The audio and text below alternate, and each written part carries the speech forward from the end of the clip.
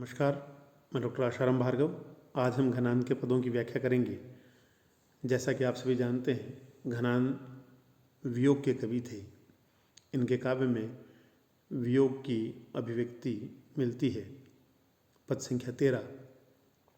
गरल गुमान की गरावनी दशा को पान, करी करी द्योंस रैन प्राण घट घोटी बो, हेत खेत धूरी चूरी चूरी सांस पाँव राखी, विश्व समुदेग बाण आगे उर ओटिबो, जान प्यारे जो न मन आने तो आनंद घन, भूली तू न सुमीरी परे के चख जोटिबो, तीन ही सिरादी छाती तो ही वे लगत ताती, तेरे बाट आयो है अंगारन पे लोटिबो। घनान इस पद में अपने मन को समझाते हुए कहते हैं कि किस प्रकार ये वियोग की दशाएं तेरे हिस्से आई है, जबकि सुजान के लिए ये दशाएं उनके हृदय को ठंडक पहुंचाने वाली है। यहाँ सुजान को उलाहना देते हुए घनान कहते हैं कि तीने यो सिराती छाती, तीने मन उन्हें, यो मन इस प्रकार, सिराती छाती, सिराती मन ठंडक पड़ती है छाती में, उनके हृदय में ऐसे ठंडक पड़ती है। और तो ही वे लगत ताती, वे अपने मन को समझाते कहते कि हे मन, तुझे वो ताती मन गर्म लगती है, ये स्थितियाँ गर्म लगती है वियोग की दशाएं, तो तेरे बाट आयो है अंगारन पे लौट वो, तेरे हिस्से अंगारों पे लौटना है। अंगारों पे लौटना अर्थात ऐसी वियोग की कष्ट साध्य दशाओं को सहन करना तेरे हिस्से आया है, वियोग देने वाली सुजान के हिस्से नहीं आया। वह कहते हैं कि गरल गुमान की गरावनी दशा को पान, गरल अर्थात विष, गुमान अर्थात अभिमान, विष के अभिमान को भी गरावनी मन गला देने वाली दशा मन स्थितियों को पान करना, पीना। विष संसार में सबसे घातक माना गया है, उसका पान करना भी घातक है, जबकि घनान वियोग की दशाओं को विष पान से भी घातक मानते हैं। वे कहते हैं कि जहर की के अभिमान को गला देने वाली दशाओं को पान कर करके इसलिए आया है कि वो उन्होंने ऐसी दशाओं को एक बार पान नहीं किया, बल्कि रात दिन हमेशा ऐसी विष को भी गला देने वाली दशाओं का पान करते हैं। कहते हैं कि गरल गुमान की, विष के गुमान को गला देने वाली दशाओं का पान कर करके द्योंस रैनी रात दिन, द्योंस मन दिन, रैनी मन रात, प्राण घट घोटिबो, प्राणों को घट में, घोटिबो मने घोट देना, दबा देना। अपने मन को समझाते हैं कि हे मेरे मन, तुम किस प्रकार ऐसी दशाओं का पान करते हो और अपने प्राणों को रात दिन अपने घट में, शरीर में घोटते हो। हेत खेत धूरी, हेत मन प्रेम के, खेत मन रण क्षेत्र में, धूरी में प्रेम के खेत की धूल में, चूरी चूरी सांस, सांसों को चूर चूर कर दिया है तुमने, प्राण पाँव राखी, और उन सांसों पर पाँव रखकर, अगर सांसों को शव मान लिया जाए तो कहते हैं कि प्रेम के खेत में, प्रेम के खेत की धूल में सांसों को चूर चूर करके उन सांसों पर पाँव रखकर रखा है तुमने। साथ ही विष समुदेग बाण, विष जहर से, समुदेग मन व्याकुलता के बाणों को के आगे उर ओटबो, आगे मन सामने, उर मन हृदय को, ओटिबो मन ओट दिया है। तात्पर्य यह है कि विष से भरे बाणों को, व्याकुलता के बाणों को हृदय में दबा दिया है, अर्थात तुमने व्याकुलताओं को भी सहन किया है। और ऐसी दशाओं का पान करने, प्राणों को घट में घोटने, शरीर में घोटने, प्रेम के खेत में सांसों को चूर चूर करने और व्याकुलता के बाणों को हृदय में दबाने के बाद भी वे कहते हैं कि जान प्यारे जो न मन आने, इसके बाद भी सुजान प्यारी जो न मन आने, अगर सुजान प्यारी के मन में नहीं आए, अर्थात ऐसे दशाओं को, ऐसे वियोग को सहन करने के बाद भी यदि तुम्हारा चिंतन, तुम्हारी स्मृति सुजान के मन में ना आए तो भूली तू न, तो भूल जाओ तुम, न सुमेरी मत याद करो, परेखे चख जोटिबो, परेखे मने पछतावा, पछतावे को चख जोटिबो, चख माने आँखों को, चोटिबो में चोट, आँखों की चोट कटाक्ष की। यहाँ तात्पर्य भूलने से, भूलने का तात्पर्य सुजान को भूलने से नहीं है, यहाँ उस नेत्रों की कटाक्ष को भूल जाने से है, क्योंकि उस नेत्रों की कटाक्ष को याद करने से पछतावा ही होगा।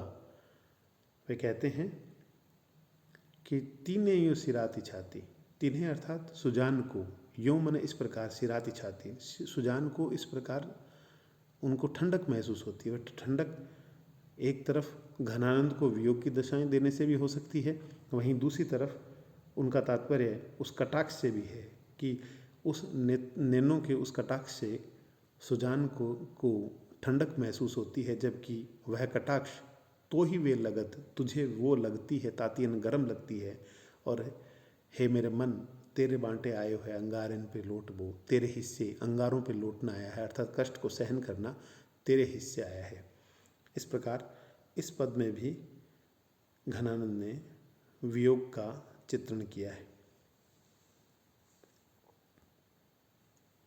पद संख्या 14, कौन की शरण जइए आप त्यों ने काहू पइए, सुनो सो चितइये जग दैया कित कूकिए, सोचनी समय ये मति हेरत हिरइये, उर आंसुनी भिजइये ताप तेने तइये तन सूकिए, क्यों करी बितइये कैसे कहाँ दो रितइये, मन बिना जान प्यारे कब जीवन ते चूकिए, बनी है कठिन महामोही घन आनंद यो, मीचो मर गई आसरो न जित ढूकिए। इस पद में घनानंद ने वियोग में अपनी स्थितियों का चित्रण करते हुए बताया है कि इस दशा में ना तो व्यक्ति किसी से कह सकता है, ना किसी की शरण ग्रहण कर सकता है, वह भीतर ही भीतर जलता रहता है, यहाँ तक कि मृत्यु भी वह प्राप्त नहीं कर सकता। वे कहते हैं मृत्यु प्राप्त न करने का तात्पर्य यह है कि घनानंद के एक अन्य पद में घनानंद ने कहा भी है कि अगर मर जाते हैं तो प्रेमी को कलंक लगता है, इसलिए मरना भी अनुचित है। कौन की शरण जाइए, किसकी शरण जाएं, आप त्यों ने काहू पइए, आपके समान, आप त्यों आपके समान न काहू पइए, नहीं किसी को पइए मन पाते हैं। सुनो सो चितइये जग, सुनो सो सुना सा, चितइये मन दिखाई देता है जग संसार, दैया कित कूकिए, हे भगवान कित कूकिए मन कहाँ पुकारे। इस पद में घनानंद कहते हैं कि कौन की शरण जाइए, किसकी शरण में जाएं, किसके पास जाएं जो हमें इस विरह से मुक्त करेगा, क्योंकि जिस किसी की शरण में जाते हैं वो आप जैसा कोई नहीं है। आप त्यों ने काहू पइए, आप जैसा न काहू नहीं किसी को पइए मन पाते हैं, आप जैसा किसी को नहीं पाते हैं। और बिना आपके सुनो सो चितइये जग, जग सूना लगता है, दैया कित कूकिए कहाँ जाकर पुकार करें। संसार सूना लगने का तात्पर्य यह है कि जब प्रिय नहीं होता तो कितने भी लोग हों लेकिन एकांत लगता है, सूनापन लगता है, और जब प्रिय हो तो एकांत में भी सूनापन नहीं लगता। वे कहते हैं सोचनी समये, सोचनी अर्थात चिंता में ही, समये मतलब समा रहे हैं, मति हेरत हिरइये, मति मन बुद्धि, हेरत मन देखते देखते, हिरइये मन खो जाती है, उर आंसू नहीं भिजइये, उर मन हृदय आंसुओं से भीग रहा है, ताप तइये ताप से तप रहे हैं, तन सूखिए शरीर सूखता जा रहा है, क्यों करी बितइये कैसे करके बिताएं, कैसे करके बिताएं दिन, कैसे कहाँ धो रितइये मन, कैसे और कहाँ, रितइये मन खाली करें मन, मन को कहाँ खाली करें, कैसे खाली करें। बिना जान प्यारे कब जीवन ते चूकिए, बिना सुजान प्यारी के कब जीवन से चूकिए, अर्थात कब जीवन से चूकेंगे। वे कहते बनी है कठिन महा, बड़ी ही कठिन स्थितियाँ हैं। मीचो मर गई, मीचो अर्थात मृत्यु ही मर गई, आसरो न जित ढूकी, अब तो कोई आसरो सहारा नहीं है, जित मन जहाँ ढूकिए मन पहुँचे। इस पद में एक तरफ सुजान और घनानंद को माना जा सकता है। वहीं दूसरी तरफ गोपिकाओं की दृष्टि से भी ये देखा जा सकता है कि कृष्ण के वियोग में गोपिकाएं कहती है कि जैसा आप जैसा कोई नहीं है जिसकी शरण में जाए, और सारा संसार आपके बिना सूना लगता है, कहाँ जाकर पुकार करें। चिंताओं में समय बीत रहा है, बुद्धि हेरत मने देखते देखते खोजते खोजते हिरैये मने खो जाती है। आपकी राह देखते देखते बुद्धि खो जाती है, आपको देखते देखते बुद्धि भी खो जाती है। और आंसू ने भिगइए और जो हृदय आंसुओं से भीग रहा है, ताप तइये, एक तरफ आंसू से भीग रहे हैं फिर भी ताप से तप रहे हैं। तन सूखिए, शरीर सूखता जा रहा है, क्यों करी बिताइए, कैसे करके बिताएं, दिन किस प्रकार बिताएं, इस वियोग की दशा को कैसे बिताएं। कहाँ दो रितइये मन, मन को कहाँ खाली करें, रितइये मन खाली करें, और कैसे खाली करें, बिना जान प्यारे, बिना सुजान प्यारे के कब जीवन ते चूकिए, जीवन से कब चूकेंगे। बनी है कठिन महा, बड़ी ही कठिन स्थितियाँ बन गई है। मोहि घन आनंद यूं, मोहि घनानंद मेरे लिए है, घनानंद कहते हैं मेरे लिए बड़ी ही कठिन स्थितियाँ बन गई है कि मीचो मर गई, मृत्यु भी मर गई है। आसरो न जित ढूकी, अब तो कोई सहारा ही नहीं रहा कि जहाँ पर ढूक सकें, पहुँच सकें। घनानंद का तात्पर्य यह है कि एक अन्य पद में घनानंद ने कहा भी है कि नेहि को लाए कलंक, निराश कायर त्यागत प्राणी। वे कहते हैं कि वे व्यक्ति निराश होकर जो प्राण त्यागते हैं वे अपने प्रिय को कलंक लगाते हैं, जबकि मैं प्रिय को कलंक लगाने वाला नहीं हूँ। इसीलिए यहाँ वे कहते हैं कि मीचों मरी गई, मृत्यु भी मर गई है, जहाँ पर कोई आसरा भी नहीं है जहाँ पर हम जा सकें।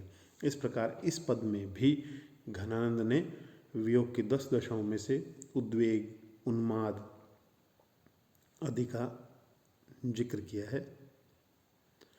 पद संख्या 15, घन आनंद प्यारे सुजान सुनो, जिहि भांति हों दुख सूल सहो, नहीं आवन अवधि न रावरी आस, इते पर एक सी बाट चहूँ। यह देखी अकारण मेरी दशा, को बूझे तो उत्तर कौन कहूँ। जे नेकु विचारी के देहु बताए, हा हा पिए दूरी ते पाऊँ गहूँ। इस पद में घनानंद और गोपिकाएं अपनी विवशता का चित्रण करते हैं। विवशता का चित्रण करते हैं कि जिये नेकु विचार के देहु बताए, जिये हृदय में, नेकु मन थोड़ा सा विचार करके, देहु मन दो बता दो, हा हा अरे अरे, पिए हे प्रियतम, दूर से ही पाए गहूँ, पाँव पकड़ते हैं। यह विवस्था है, हीनता की स्थितियाँ आ गई है, मजबूरियाँ आ गई है। प्रिय श्री कृष्ण या सुजान घनानंद और गोपिकाओं की तरफ ध्यान नहीं दे पा रहे हैं। वे कहते हैं घनानंद की, घन आनंद प्यारे सुजान सुनो। घनानंद कहते हैं हे प्यारी सुजान सुनो, जिहि भांति हो दुख सूल सहो, जिहि भांति मन जिस प्रकार, हो मन मैं, दुख सूल सहो, दुख और सूल मन कांटों को सहन कर रहा हूँ, दुख के कांटों को सहन कर रहा हूँ, दुख के कष्टों को सहन कर रहा हूँ। वो दुख के कष्टों को कैसे सहन करें कि नहीं आवनी अवधि, नहीं मन नहीं, आवनी मन आने की, अवधि मन अवधि है, न तो आने की अवधि है अर्थात आने का अवधि निश्चित नहीं है, न रावरी आस, नहीं रावरी मन आपकी आस, न ही आपकी उम्मीद है, ना तो आपने आने की अवधि बताई, न ही आपकी आने की संभावना है। इते पे एक सी बाटक चहूँ, इतने पर भी एक सी, एक समान, बाट मन इंतजार, चहूँ मन चाहता हूँ।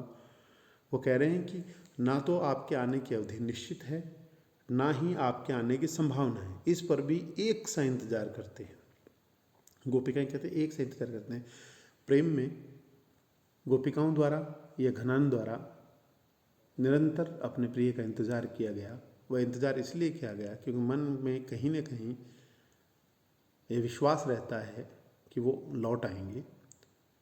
इसी दृष्टि से वो कहते हैं कि नहीं आवनी अवधि न रावरी आस, इते पे, इस पर भी एक सी बाट चाहूँ, एक समान इंतजार चाहता हूँ कि यह देखी अकारण मेरी दशा, गोपिकाएं कहती है, यह देख करके अकारण बिना कारण मेरी दशा, अगर बिना कारण मेरी दशाओं को देखकर कोई बूझे तो, कोई पूछेगा तो उत्तर कौन कहूँ, उत्तर क्या कहूँ।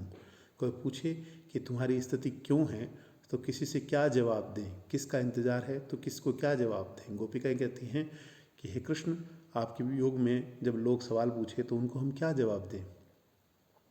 वे कहते हैं, वो जवाब प्रिय से ही चाहते हैं, कृष्ण से ही चाहते हैं। गोपिकाएं कहते हैं, जिये नेकु विचारी के देहु बताए, जिये मन हृदय में, नेकु मन थोड़ा सा विचार करके देहु बताए, बता दो। हा हा पिए, अरे अरे प्रिय, दूर ते पाएंगा हूँ, दूर से ही पाँव पड़ते हैं। इस प्रकार इस पद में उन्होंने एक तरफ समाज के सवालों का भी चित्रण किया है, वहीं दूसरी तरफ एक विश्वास, दुख सहन करने की क्षमता और विवशता का चित्रण किया है। इस प्रकार घनानंद के इन पदों में भी प्रेम की पीड़ का चित्रण हुआ है, प्रेम की पीर की अभिव्यक्ति हुई है। धन्यवाद।